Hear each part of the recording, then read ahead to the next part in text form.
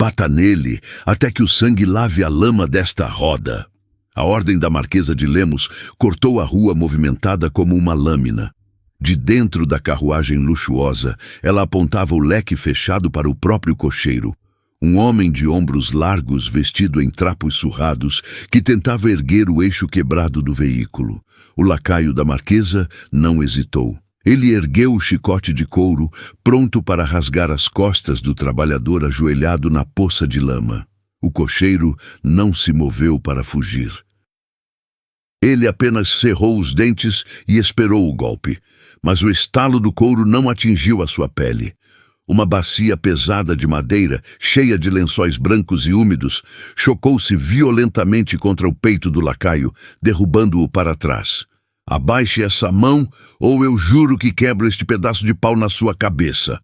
Uma voz feminina, firme e carregada de fúria, ecoou. O cocheiro ergueu os olhos escuros. Diante dele, servindo como um escudo humano contra a aristocracia, estava uma lavadeira. As mãos dela estavam vermelhas e rachadas pelo sabão. O vestido de algodão barato estava ensopado na barra. Mas a sua postura era a de uma rainha indo para a guerra.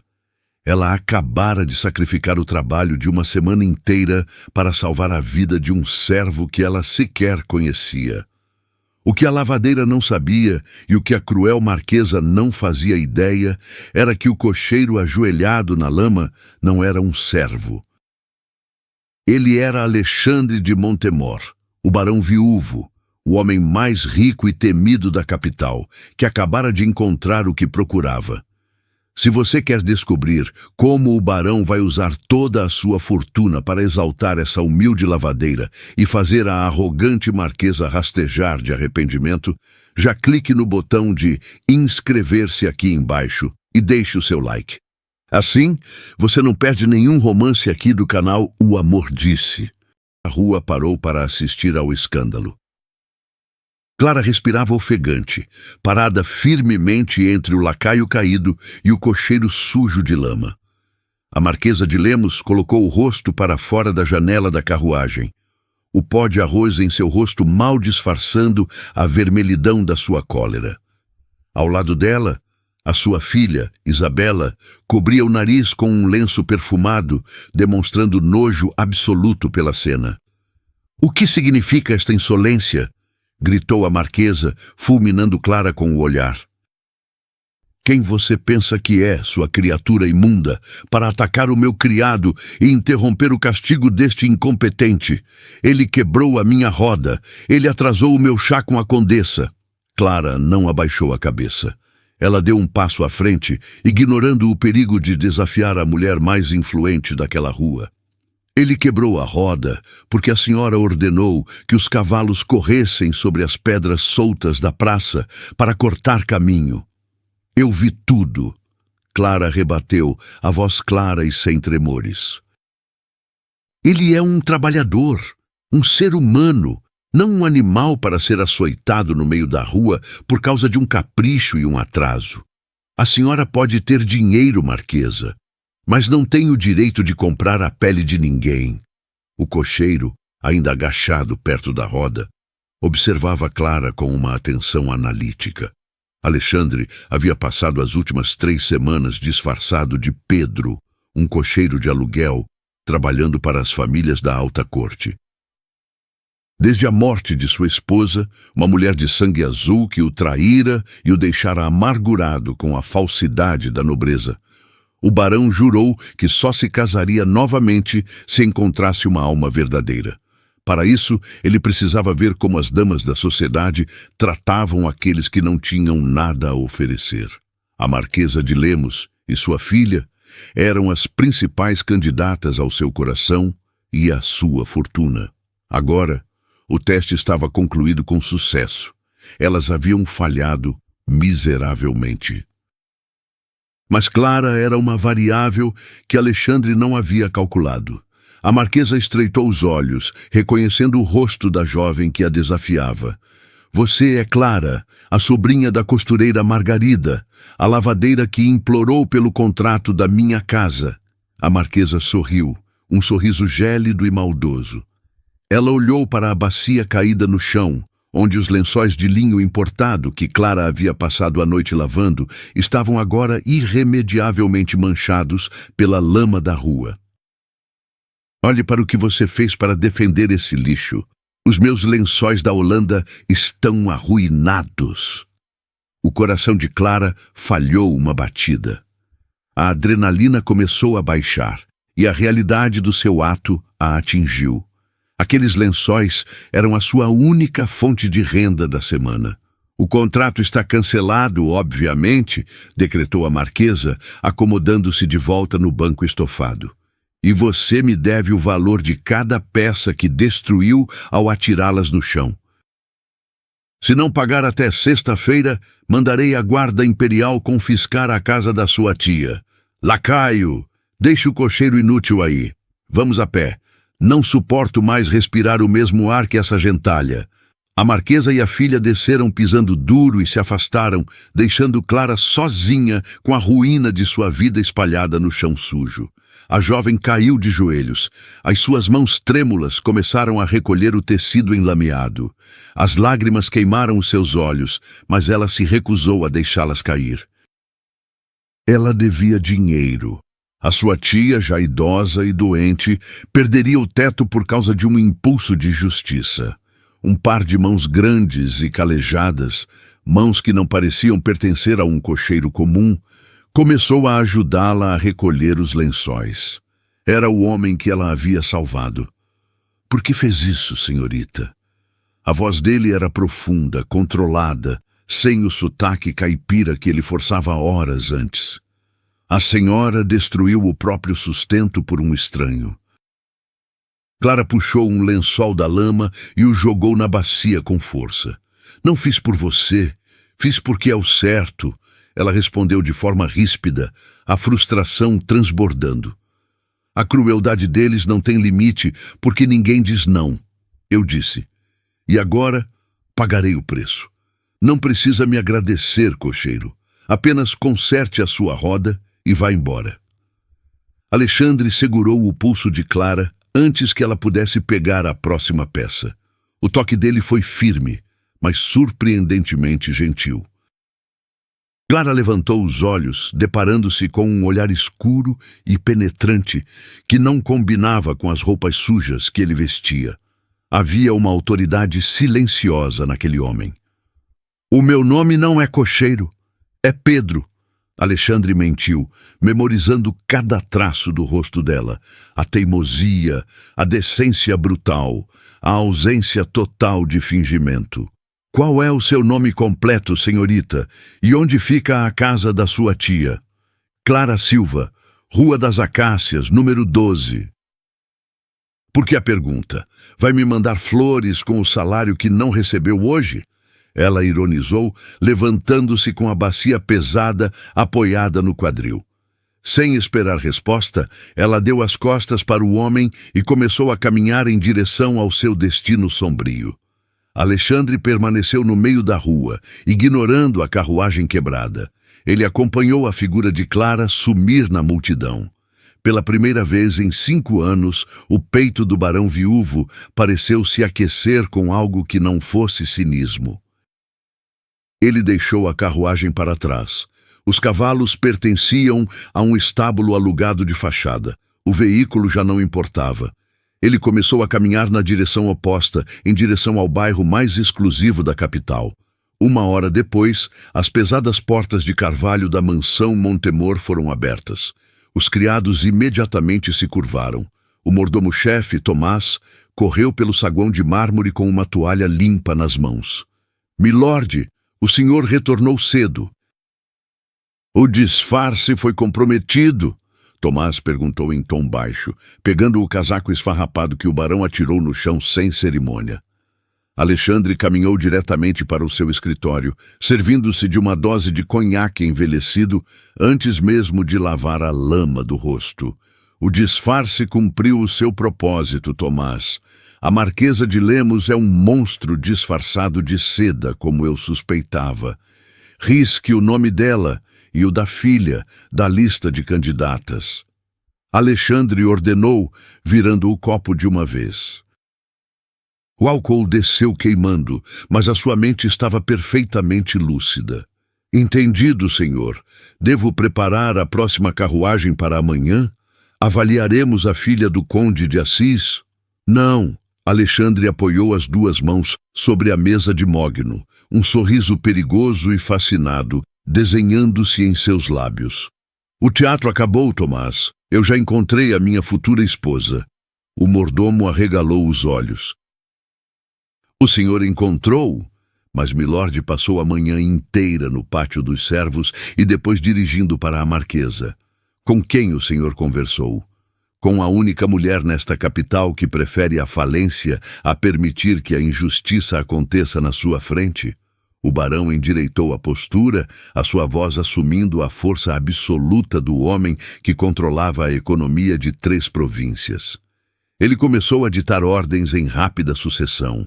Fatos, ações. Quero que você vá ao Banco Real.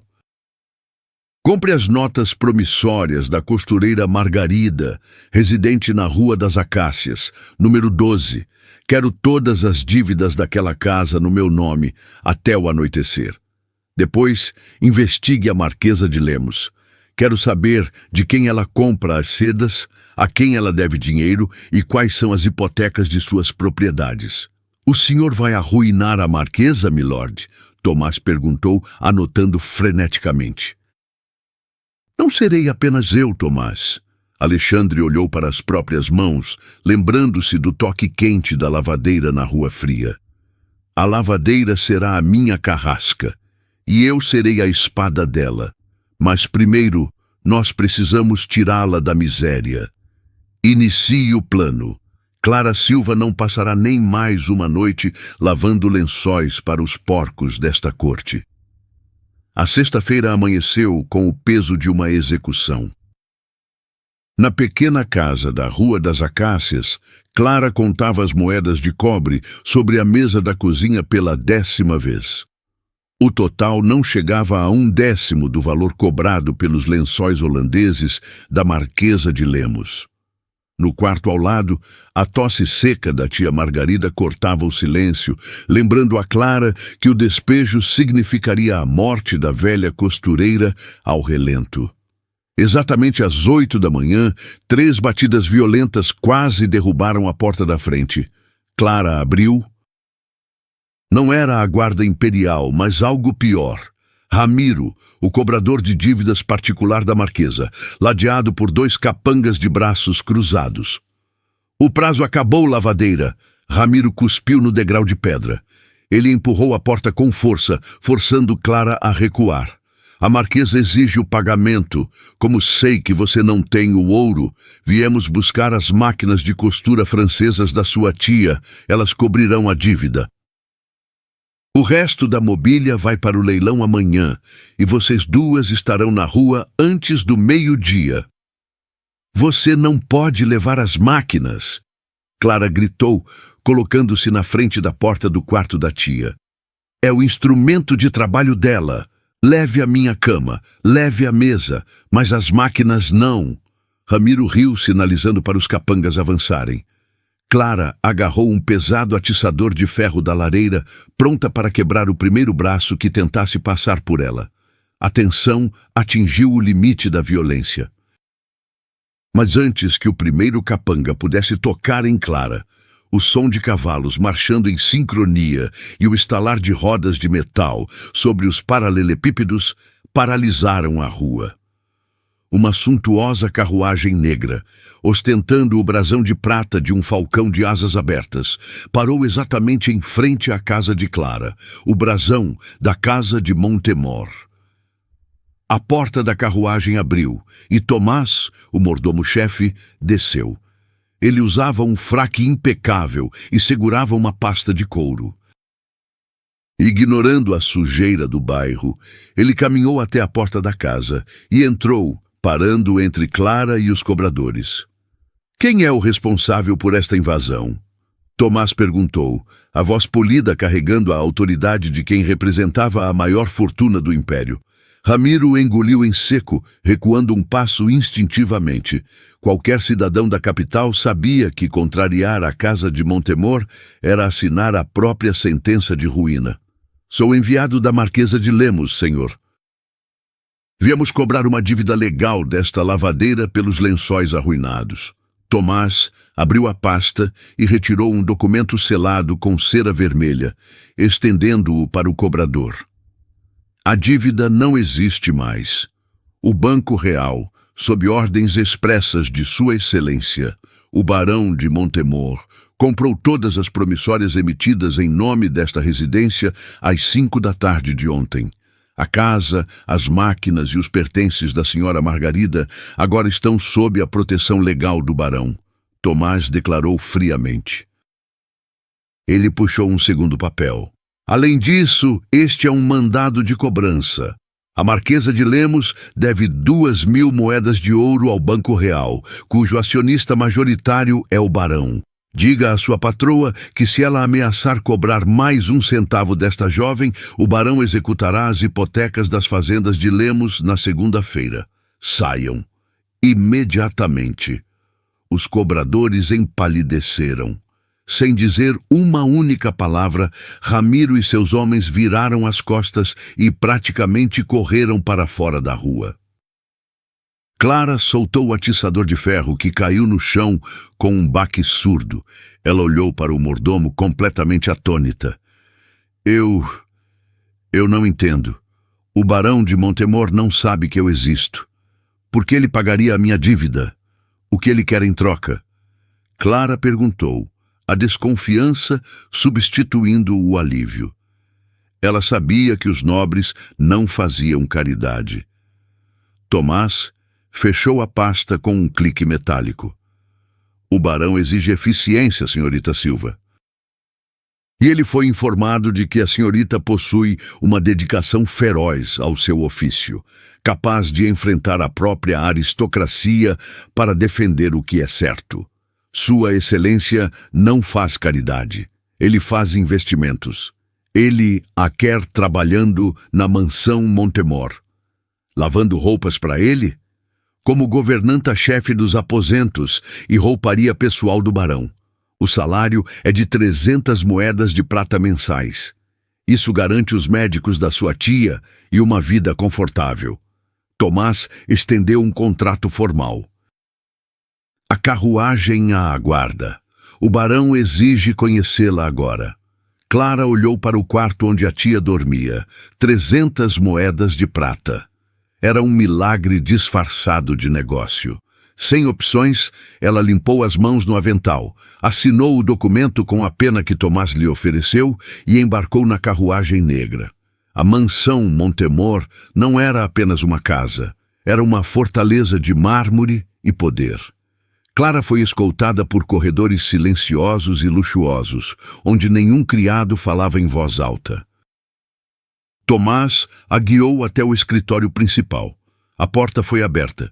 O escritório cheirava a charutos caros, cera de abelha e livros antigos.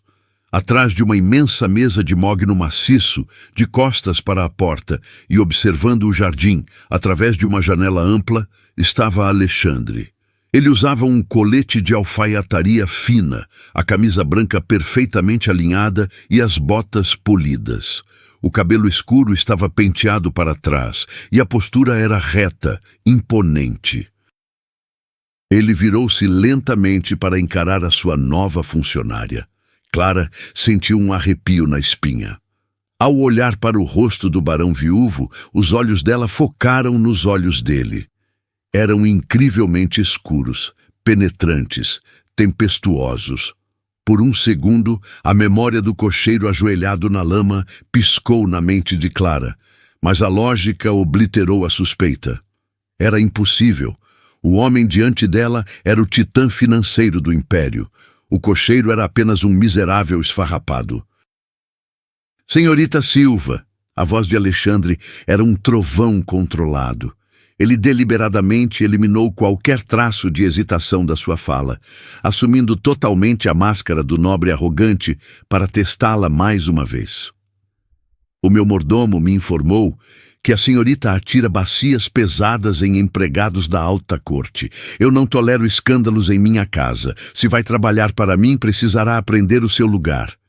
Clara ergueu o queixo, o sangue fervendo com a repreensão. Ela havia sido salva da falência, mas não havia sido comprada. Eu atiro bacias em covardes que chicoteiam homens indefesos, milord. Clara respondeu, sustentando o olhar do barão sem piscar. O meu lugar é onde o meu trabalho é respeitado. Aceitei a sua oferta para salvar a minha família, não para ser tratada como um animal de estimação que concorda com abusos. Se o senhor espera que eu feche os olhos para a injustiça, apenas porque me paga 300 moedas de prata, pode rasgar o meu contrato agora mesmo. Eu volto para a rua a pé. O silêncio reinou no escritório. Alexandre cruzou os braços atrás das costas para esconder o fato de que suas mãos tremiam levemente. Não de raiva, de admiração. Nos últimos 5 anos, generais, ministros e duques haviam tremido diante dele. Mulheres da alta sociedade rastejavam por uma gota de sua atenção. E ali estava uma lavadeira, disposta a voltar para a miséria absoluta para não vender a sua alma. Ele havia encontrado o seu diamante. Alexandre descruzou os braços e sentou-se na cadeira de couro. Ele pegou um envelope sobre a mesa. Fique com o contrato, senhorita Clara. A sua insolência é perigosa, mas a sua coragem é rara. E precisarei de ambas. Clara franziu o senho, confusa com a mudança repentina no tom do barão. Precisará da minha coragem para quê, milord? Amanhã à tarde, Alexandre começou, os olhos escuros brilhando com uma frieza calculista. A Marquesa de Lemos e a sua filha, Isabela, virão à minha mansão para um chá privado. A Marquesa pretende me convencer a assinar um acordo nupcial com a filha dela. O estômago de Clara revirou de nojo só de ouvir o nome das 2 mulheres. E qual será a minha função nisso?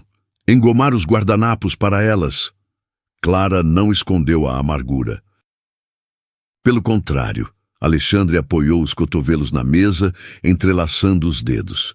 Quero que a senhorita sirva o chá pessoalmente. E quando a Marquesa de Lemos tentar humilhá-la dentro da minha casa, como ela faz com todos os que julga inferiores, eu quero que a senhorita não abaixe a cabeça. Quero que a enfrente com as mesmas palavras que usou na rua. Eu estarei assistindo. O resto, senhorita Silva, eu garanto que será o espetáculo da sua vida. Às 3 da tarde, a mansão Montemor estava imersa em uma quietude que antecede as tempestades.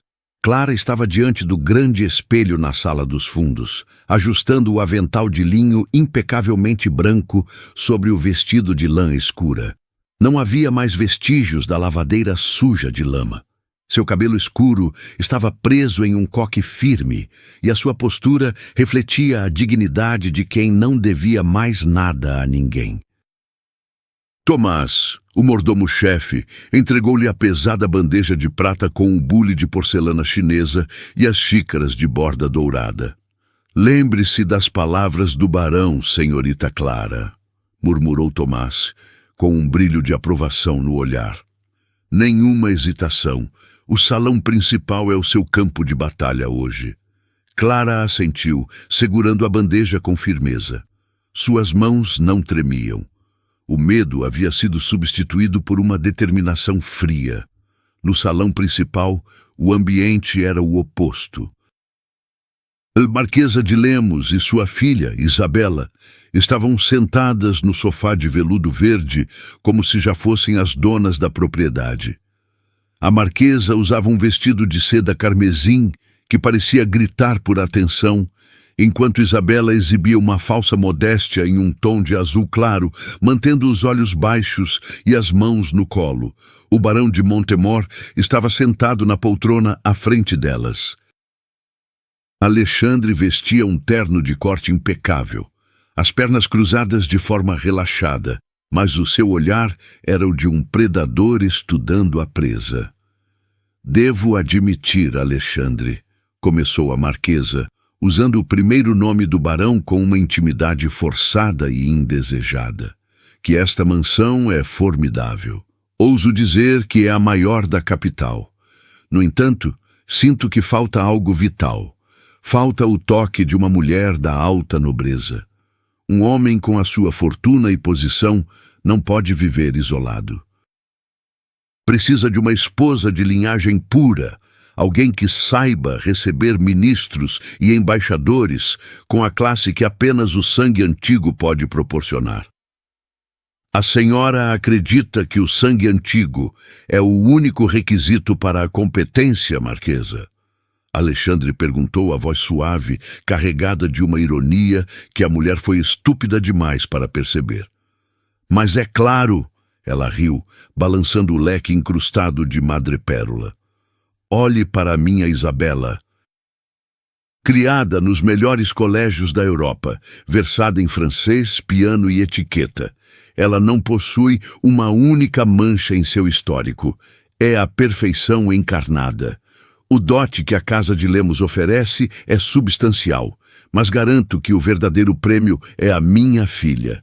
Vocês formariam o casal mais invejado do império. Ouso dizer que o próprio imperador pediria conselhos ao senhor se tivesse Isabela ao seu lado para orquestrar os jantares políticos. Alexandre sorriu. Um sorriso que não chegou aos olhos escuros. Ele sabia perfeitamente que o dote substancial da marquesa era uma mentira deslavada. Os cofres da Casa de Lemos estavam vazios há anos, sustentados por dívidas e promissórias que agora pertenciam a ele.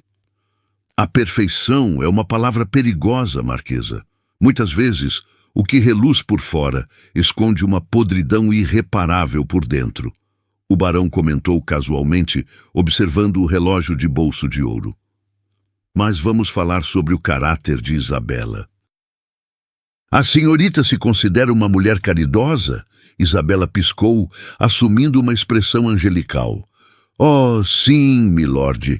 Eu frequento a igreja aos domingos e sempre peço à minha mãe que doe nossas roupas velhas para os menos afortunados. O sofrimento dos pobres corta o meu coração. Eu jamais suportaria ver a dor de um inocente. Foi nesse exato momento que as portas duplas do salão foram abertas. Clara entrou. Os seus passos eram silenciosos sobre o tapete persa. Ela caminhou com a coluna perfeitamente ereta, os olhos fixos na mesa de centro. Ela não olhou para o barão nem para as convidadas. O seu foco era absoluto. Ela aproximou-se, abaixou-se levemente e colocou a pesada bandeja de prata sobre a mesa de mármore com um leve tinir de porcelana. Isabela, que ainda mantinha o sorriso angelical voltado para o barão, desviou o olhar para a nova governanta. O sorriso da jovem aristocrata congelou. A cor sumiu do seu rosto. A Marquesa de Lemos, distraída com os próprios delírios de grandeza, ergueu a mão para pegar a xícara, mas então seus olhos focaram no rosto de Clara. O leque de madrepérola caiu no chão. O silêncio que se seguiu foi tão denso que o som do relógio de pêndulo no canto da sala pareceu ensurdecedor. O seu chá, Marquesa. Clara anunciou, a voz límpida, servindo o líquido fumegante sem derramar uma única gota. A marquesa levantou-se de um salto, o rosto contorcido em uma máscara de repulsa e ódio.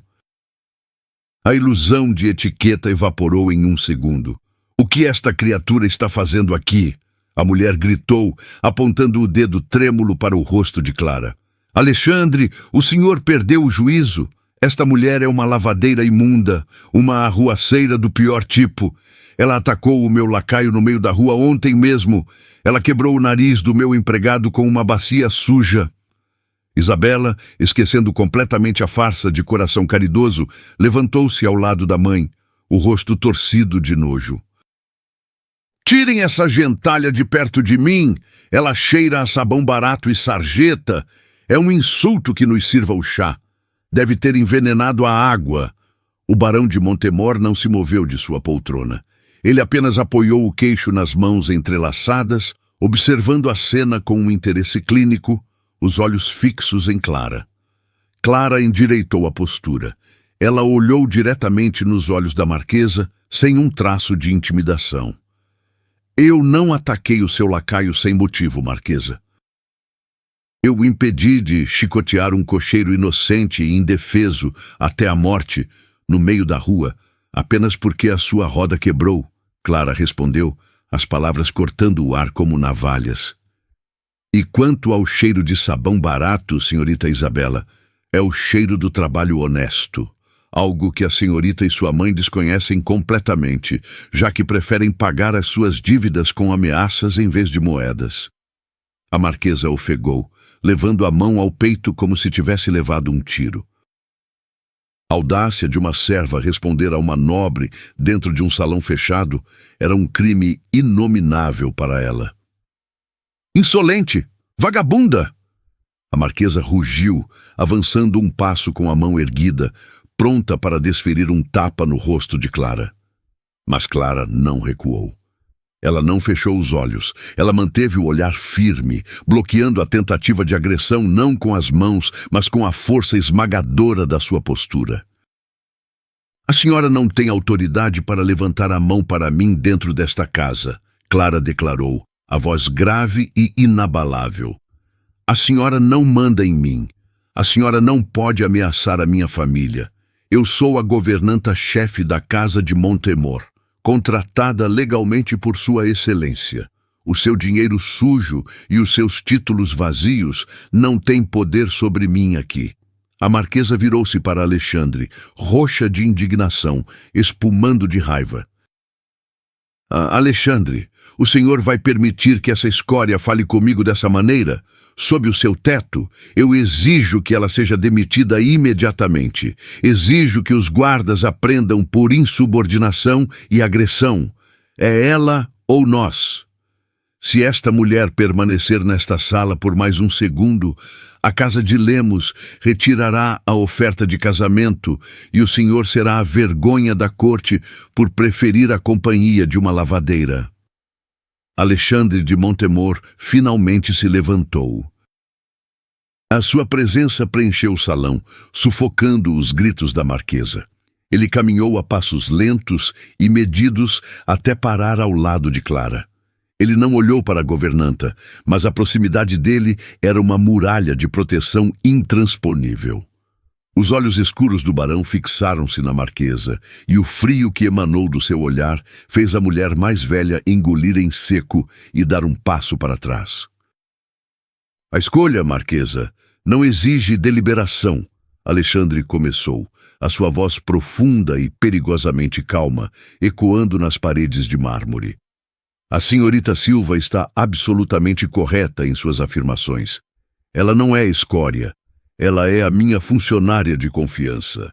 E quanto à sua oferta de casamento, eu prefiro beber veneno a permitir que o meu nome seja associado a parasitas que açoitadores de homens inocentes.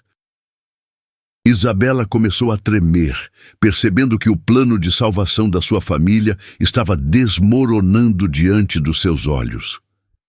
Milord, por favor, não escute essa mentirosa, Isabela implorou, a voz esganiçada. Mentirosa? Alexandre arqueou uma sobrancelha, retirando um pedaço de tecido do bolso interno do paletó. Ele o jogou sobre a mesa, ao lado da bandeja de chá. Era um pedaço de tecido rasgado, grosso e sujo de lama seca, a gola de uma camisa de cocheiro.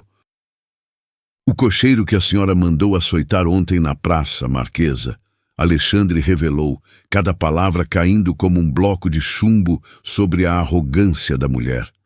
Aquele cocheiro esfarrapado que a senhorita Silva protegeu com a própria vida, arcando com o custo de dezenas de lençóis holandeses, era eu. A marquesa de Lemos paralisou. O sangue drenou completamente do seu rosto, deixando a espessa camada de pó de arroz parecendo a máscara de um cadáver. A sua boca abriu e fechou várias vezes, mas nenhum som saiu. Isabela cobriu o rosto com as mãos, soltando um gemido de pavor absoluto. Elas não haviam mandado açoitar um lacaio qualquer. Elas haviam tentado espancar o barão de Montemor, o homem que detinha o controle das dívidas de sua família. Clara, pela primeira vez desde que entrou na sala, demonstrou surpresa. Ela virou o rosto rapidamente para Alexandre, os olhos arregalados. O cocheiro, o olhar escuro, as mãos calejadas. A recusa do pagamento. Tudo fez sentido em um estalo violento. Ele não apenas havia pago as suas dívidas, ele era o homem que ela havia salvo na lama. Eu ouvi cada palavra que a senhora disse na rua. Eu observei o seu nojo, a sua crueldade e a falsidade da sua filha. Alexandre continuou implacável, a voz assumindo o tom do titã financeiro que ele era. A senhora invadiu a casa desta mulher pela manhã para cobrar uma dívida de lençóis, ameaçando jogar uma idosa doente na rua. Uma crueldade que não ficará impune.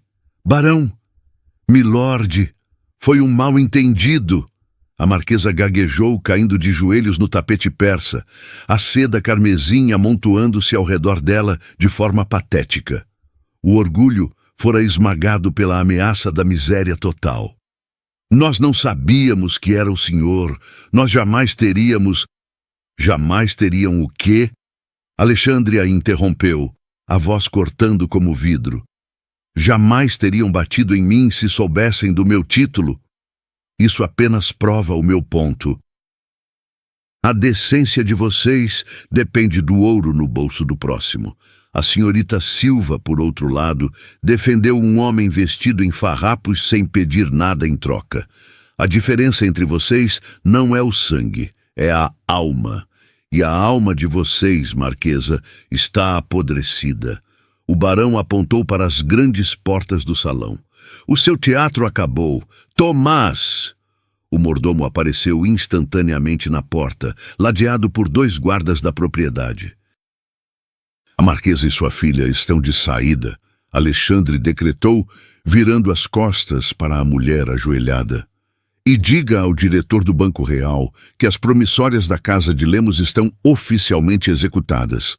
Tomaremos a posse das fazendas e da mansão delas na segunda-feira pela manhã. Expulse-as da minha propriedade, agora. Os gritos estridentes da Marquesa de Lemos ecoaram pelo corredor de mármore, diminuindo gradativamente à medida que os guardas a arrastavam sem cerimônia para fora da propriedade. Isabela chorava em desespero, os sapatos de cetim escorregando no piso polido enquanto ela tentava, em vão, agarrar-se aos batentes das portas. O som da pesada porta de carvalho batendo com força selou o destino da casa de Lemos. A ruína delas era absoluta, inquestionável e imediata. No salão principal, o silêncio que se seguiu foi ensurdecedor. O relógio de pêndulo voltou a dominar o ambiente com o seu tic-tac metódico. Clara permaneceu parada ao lado da mesa de centro. Ela olhava para o pedaço de tecido esfarrapado manchado de lama, o elo brutal entre o homem que ela havia salvo na rua e o titã intocável que acabara de destruir a nobreza com um estalar de dedos. A respiração dela estava acelerada. A adrenalina do embate com a marquesa começava a dar lugar a uma clareza cortante. Alexandre de Montemor virou-se para ela. O rosto dele, antes uma máscara de frieza calculada para a marquesa, agora exibia uma vulnerabilidade contida. Ele deu um passo em direção a Clara, a postura desarmada. "Senhorita Silva", ele começou, a voz perdendo o tom de comando. "O senhor mentiu." Clara o cortou. A voz dela não era alta, mas vibrava com uma indignação profunda. Ela ergueu os olhos escuros para encontrar os dele, recusando-se a baixar a guarda. O senhor se vestiu de trapos, agachou-se na lama e permitiu que um homem levantasse um chicote contra as suas costas. Tudo isso para testar a crueldade daquelas mulheres. Mas o senhor também me testou, Alexandre parou. Ele não tentou negar. Eu não planejei o seu envolvimento, Clara. O meu alvo era a Marquesa. Eu precisava ter certeza absoluta da podridão que se escondia sob aquelas sedas antes de rejeitar a oferta de casamento publicamente. Quando você se jogou na frente daquele chicote, você alterou todas as variáveis do meu plano. E então o senhor comprou as dívidas da minha tia. O senhor me trouxe para esta casa. O senhor me forçou a servir um chá apenas para me usar como instrumento da sua vingança contra elas. Clara apertou as mãos em punhos ao lado do corpo, as unhas cravando nas palmas calejadas. O senhor manipulou o meu desespero, barão. A minha tia tossia sangue naquela cama esta manhã, e o senhor estava segurando as notas promissórias da nossa vida no bolso, esperando o momento mais teatral para me revelar o seu poder. As palavras de Clara atingiram Alexandre com a força de um golpe físico. Pela primeira vez em anos, o homem mais poderoso da capital sentiu o peso da vergonha. Ele havia tratado a vida dela como uma peça em seu tabuleiro de xadrez financeiro. Você tem todo o direito de me odiar pela minha arrogância. Alexandre respondeu, a voz grave e áspera.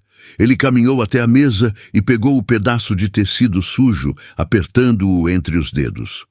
Mas você precisa entender o mundo em que eu vivo, Clara. A alta corte é um ninho de cobras. Eles sorriem com os lábios pintados de vermelho, mas têm veneno nas presas. A minha falecida esposa era considerada o anjo da corte imperial. Ela tinha o sangue mais puro do Rio de Janeiro. E ela me vendeu para os meus inimigos políticos por um punhado de diamantes. Ela sorriu para mim na cama, enquanto planejava a minha ruína financeira com o amante. Clara observou a tensão nos ombros do barão. O poder absoluto daquele homem escondia uma cicatriz profunda. Desde que ela morreu, eu fui caçado como um prêmio. Alexandre continuou, jogando o tecido de volta na mesa e focando intensamente nos olhos de Clara. Mães oferecendo às filhas, pais oferecendo às irmãs, todos querendo o cofre da casa de Montemor. Eu jurei que nunca mais me curvaria diante da falsidade da nobreza. Eu precisava encontrar a verdade. E a verdade, Clara, não veste seda carmesim. Ela veste algodão molhado e atira bacias pesadas em tiranos para defender um desconhecido. A raiva de Clara começou a ceder, mas a sua prudência não. Ela não era uma mulher tola, disposta a cair nos braços de um nobre apenas porque ele contava uma história triste. Eu sinto muito pela sua dor, milord. Nenhum homem merece a traição. Ela falou com sinceridade, suavizando a voz. Mas eu não sou o seu troféu de virtude. Eu sou uma lavadeira. Eu aceitei o emprego de governanta para salvar a Margarida. Eu farei o meu trabalho com excelência. Cuidarei da sua casa, organizarei os seus criados e limparei a sua prataria. Mas não serei o seu experimento social e não participarei mais das suas vinganças teatrais. A partir de hoje, a nossa relação é estritamente profissional. Clara fez uma breve mesura, pronta para pegar a bandeja e se retirar para a cozinha. Mas Alexandre bloqueou o seu caminho com um passo rápido. Ele estava perto demais agora. Clara podia sentir o calor que emanava dele, o cheiro de charuto e sândalo misturando-se no ar. Eu rasguei o seu contrato de governanta 10 minutos antes de você entrar neste salão. Alexandre declarou, a voz caindo para um sussurro intenso que fez o coração de Clara disparar. Ela recuou um passo, a confusão estampada no rosto. Rasgou? Mas Tomás me garantiu. Se eu não sou a governanta, o que eu estou fazendo aqui? O senhor vai me jogar na rua como fez com a Marquesa? Eu nunca permitiria que você tocasse em uma barra de sabão ou em uma vassoura novamente pelo resto da sua vida. Alexandre estendeu a mão lentamente, pedindo permissão em silêncio. Quando Clara não recuou, ele tomou as mãos dela nas suas. Os dedos do barão eram quentes e firmes. Ele traçou com o polegar as marcas vermelhas, os calos e a pele rachada nas mãos da lavadeira. O contraste entre as mãos de um aristocrata e as mãos de uma trabalhadora era gritante, mas Alexandre segurava aquelas mãos como se fossem a joia mais rara da coroa imperial. Estas mãos salvaram a minha vida, ele murmurou, os olhos escuros queimando com uma intensidade feroz. Elas não lavarão o chão desta casa, Clara. Elas vão governar esta casa. Não aceito você como minha funcionária. Eu quero você como minha parceira, como minha esposa. A palavra caiu no salão como um raio. Esposa. O barão viúvo, o homem que os jornais chamavam de o lobo solitário da corte, estava pedindo uma plebeia em casamento no meio da tarde, no meio da sala de estar. Clara puxou as mãos abruptamente, o choque roubando-lhe o ar. O senhor está louco, ela balbuciou, balançando a cabeça. O senhor enlouqueceu de vez. Um barão não se casa com uma mulher da Rua das Acácias. A corte o destruiria. O imperador o baniria dos conselhos. Nós somos de mundos que não se misturam. E mesmo que se misturassem, eu não sou um cão abandonado que o senhor resgata da chuva para provar um ponto político contra a Marquesa de Lemos. Eu não ligo para a corte, eu não ligo para o imperador. Alexandre elevou a voz, a paixão rompendo a barreira da frieza calculada. Ele deu outro passo, encurralando Clara gentilmente contra a mesa de centro. Eles são fantasmas vazios. Você é a única coisa real que eu toquei em 5 anos. Eu não estou te oferecendo caridade, Clara. Estou oferecendo o meu nome, a minha proteção, a minha lealdade absoluta. E estou te pedindo para me salvar do vazio que esta vida se tornou. Clara olhou para cima, analisando cada traço do rosto de Alexandre. Não havia mentira ali. Não havia escárnio. Havia a fome desesperada de um homem que finalmente encontrou água no deserto. Mas ela precisava manter os pés no chão. Eu não conheço o senhor, Clara disse, a voz trêmula, mas firme na resolução. Eu conheço o cocheiro que não fugiu do chicote, e conheço o barão que compra dívidas para destruir inimigos, mas eu não conheço o homem que está no meio. O casamento não é um prêmio de compensação pela minha coragem. Eu não vou me vender, Alexandre, nem por todas as suas moedas de ouro. Ao ouvir o seu primeiro nome nos lábios dela, Alexandre sentiu um tremor de antecipação. Ela não se curvou. Ela não aceitou imediatamente deslumbrada pelo dinheiro. Ela exigiu respeito. O desejo dele por ela multiplicou-se exponencialmente. Alexandre assentiu lentamente, recuando meio passo para dar espaço a ela. Você tem razão. O respeito não se compra, se conquista, ele declarou, a autoridade retornando ao seu tom, mas agora banhada em reverência. Mas você vai morar nesta casa, Clara. A sua tia Margarida já foi transferida para a ala leste sob os cuidados do meu médico particular. A dívida está perdoada, não há contrato de trabalho. Você é minha convidada de honra. Você terá o seu próprio quarto, os seus próprios criados. E eu passarei cada dia da minha vida provando a você que o homem por trás do título é digno da mulher que parou aquele chicote. Clara cruzou os braços, ainda na defensiva, mas o coração batia feito um tambor descontrolado. A tia estava a salvo, ela estava a salvo. E como o senhor pretende provar isso? Ela perguntou, desafiando-o com o olhar. Alexandre sorriu.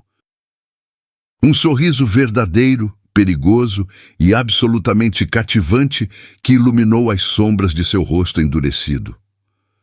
Começaremos no próximo sábado, o barão anunciou, ajeitando as abotoaduras do paletó com precisão militar.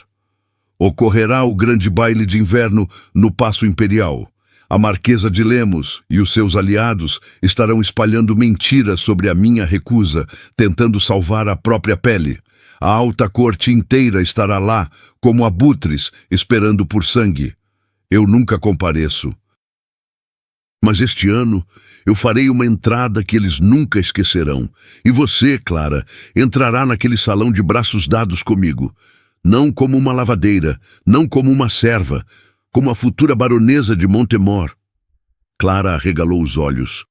O Paço Imperial, o centro do poder do Brasil, diante da corte e do monarca. Eles vão me devorar viva.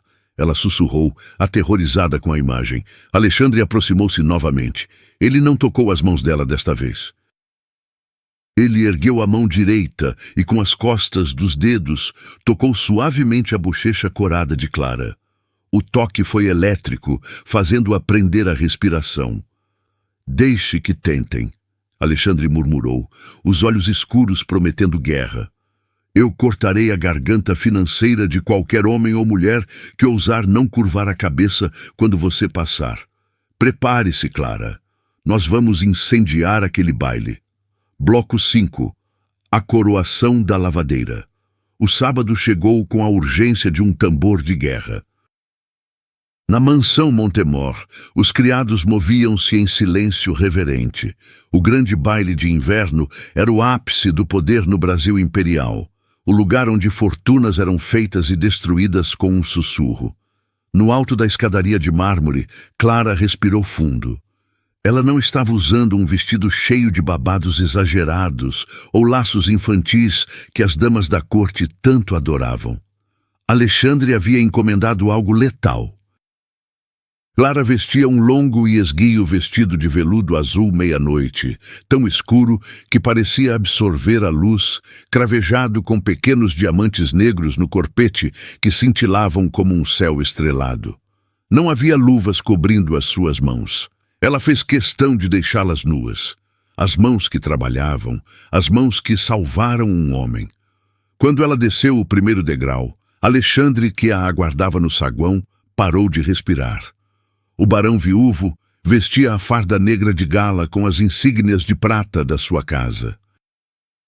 Ele era a própria imagem da autoridade brutal, mas ao ver Clara, os seus olhos amoleceram com uma devoção que chocaria a capital.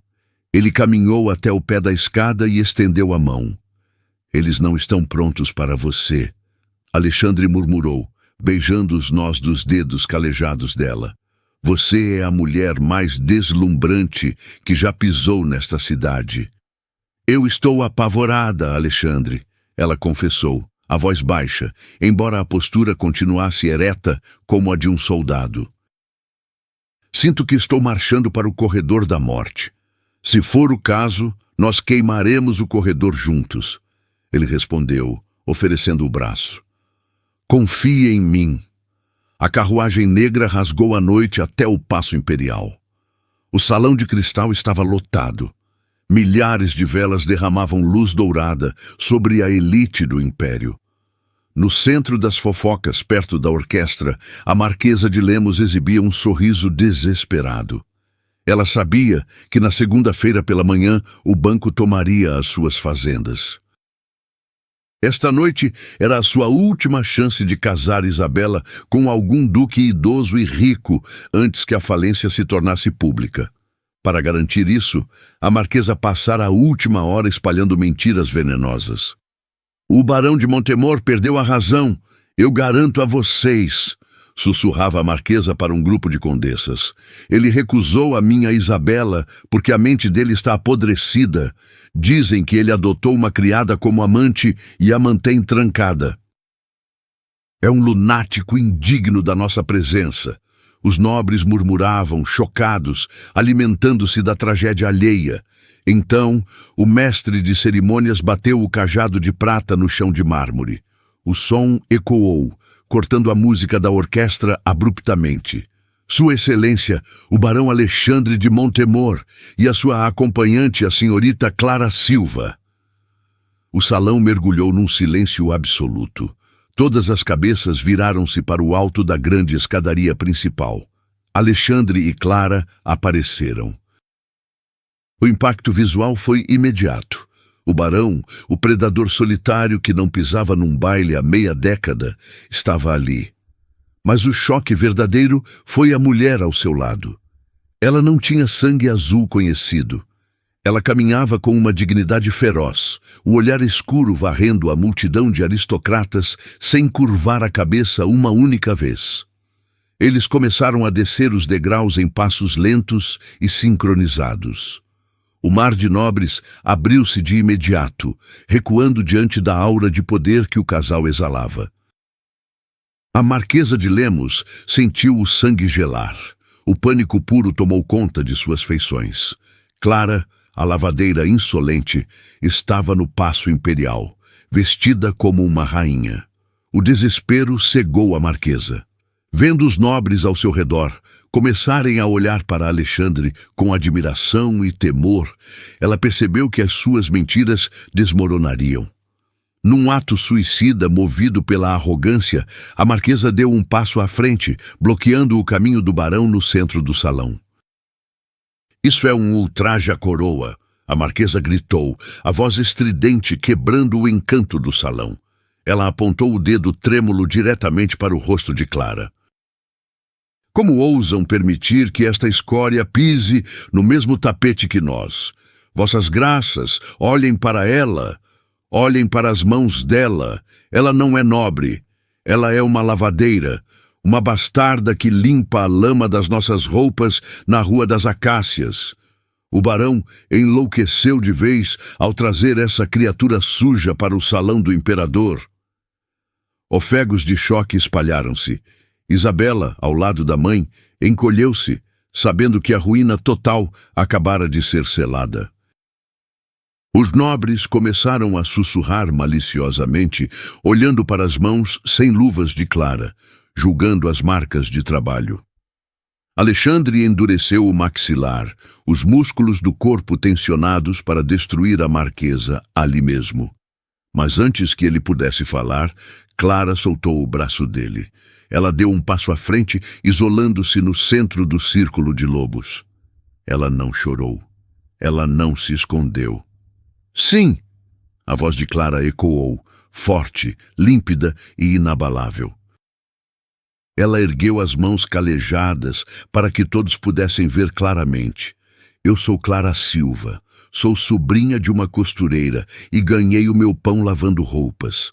Estas mãos esfregaram lençóis, carregaram bacias pesadas e suportaram a água congelante do inverno para que a minha família não morresse de fome." A sinceridade crua daquelas palavras deixou a aristocracia em choque. Ninguém dizia a verdade naquele salão. Clara fixou o olhar letal na Marquesa de Lemos. "Eu lavo a sujeira das roupas de pessoas como a senhora, Marquesa. Mas não há sabão no mundo capaz de lavar a sujeira da sua alma." Clara disparou, cada palavra um golpe de martelo. "A senhora exige reverência pelo seu sangue, mas espanca os que não podem se defender. A senhora ostenta sedas, mas não paga por elas. Eu posso ter nascido na lama, mas eu ando com as costas retas e a consciência limpa. Quantos nesta sala podem dizer o mesmo?" Um silêncio sepulcral reinou. Ministros e duques desviaram o olhar, intimidados pela força avassaladora daquela mulher. Alexandre não pôde conter a admiração profunda que explodiu em seu peito. Ele avançou, parando exatamente ao lado de Clara, e virou-se para a marquesa. O olhar do barão era uma sentença de morte. "A Marquesa de Lemos está preocupada com o tapete imperial." Alexandre começou, a voz preenchendo cada canto do salão de cristal. Ele enfiou a mão no bolso do paletó e retirou um maço espesso de documentos legais. Eram as promissórias da Casa de Lemos. "O que ela omitiu de vossas graças é que os sapatos que ela usa hoje pertencem ao meu banco. As fazendas que ela afirma possuir pertencem ao meu banco. A carruagem que a trouxe até aqui pertence ao meu banco." A marquesa arregalou os olhos, o terror finalmente quebrando a sua máscara de arrogância. "Milord, não!" Ela implorou, o orgulho estilhaçado. Esta mulher, Alexandre continuou, a voz cortante como vidro, apontando para a marquesa, mandou um lacaio açoitar um homem no meio da rua porque a carruagem atrasou. O homem ajoelhado na lama que ela mandou espancar era eu, disfarçado. Os murmúrios transformaram-se em exclamações de pavor. A corte recuou da marquesa como se ela carregasse a peste. E foi a senhorita Clara que enfrentou os capangas desta víbora e impediu o meu sangue de ser derramado, o barão declarou, virando-se de frente para Clara. A expressão de fúria dele dissolveu-se instantaneamente, substituída por uma adoração cega e pública.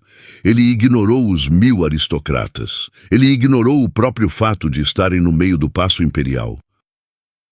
O barão viúvo, o homem que os generais temiam e os ministros reverenciavam, colocou a mão no bolso interno do casaco e retirou uma pequena caixa de veludo negro.